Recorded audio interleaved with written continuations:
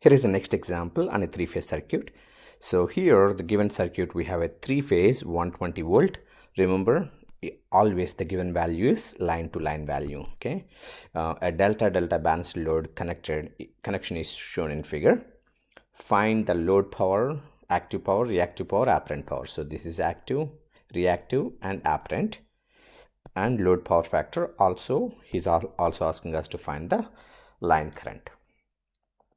So here the easy thing is we can easily find load power factor. By the way, since there is no line impedance, the load power factor is same as the source power factor. So I can say cos theta L, which is load power factor, equal to cos theta S, which is source power factor, which equal to R over Z. R resistance, I have 8 ohms. Z is square root of 8 square plus 6 square, which is 10. 8 over 10, which is 0.8. Okay, now power factor must indicate whether it is lagging power factor or leading power factor. That lagging or leading is not a unit. Remember that the lagging or leading, it indicates that what kind of load is connected to it. So whenever you see minus J6, that is a capacitive load. So when you have a capacitive load, it is leading power factor. Okay, it's a leading power factor. Now to find the power, we need the current. So it's easy to find IPH.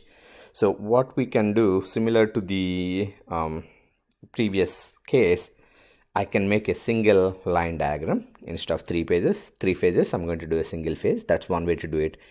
Another way to do it, we know in delta VL equal to VPH. So what is the voltage? So the given voltage here, actually he gave the line to line voltage from here to here, which is 120. The same voltage will appear here because it's a delta VL equal to VPH.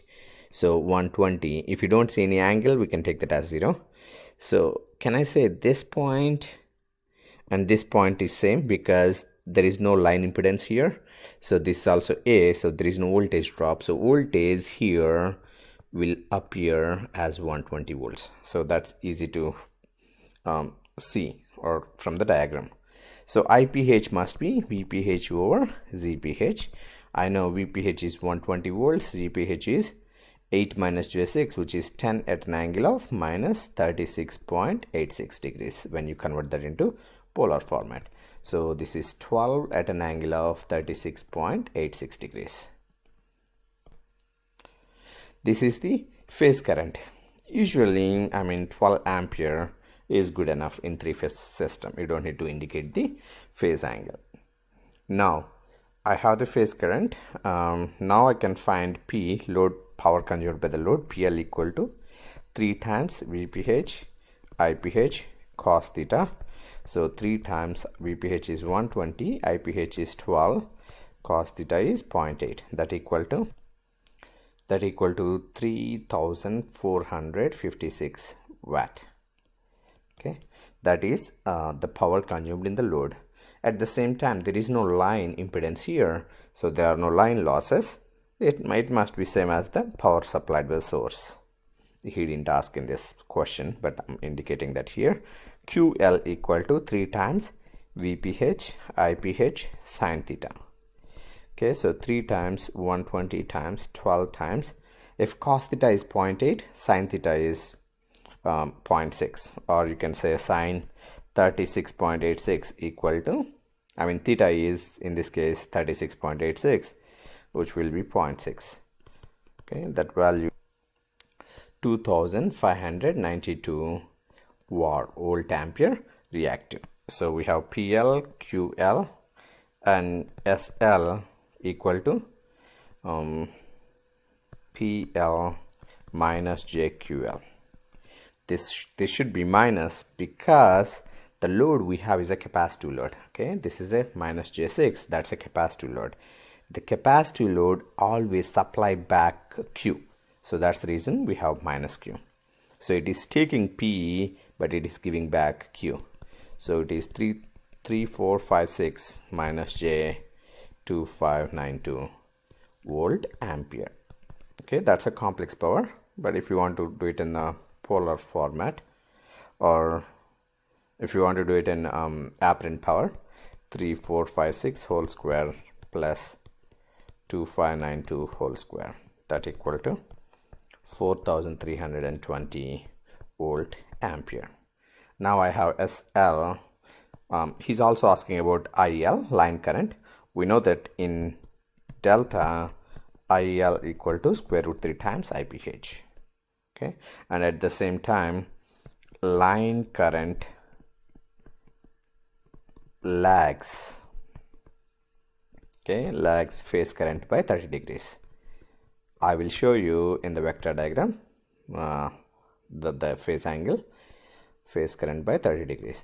So IL, I don't know, I need to find square root 3 times IPH is nothing but 12 times 36.86.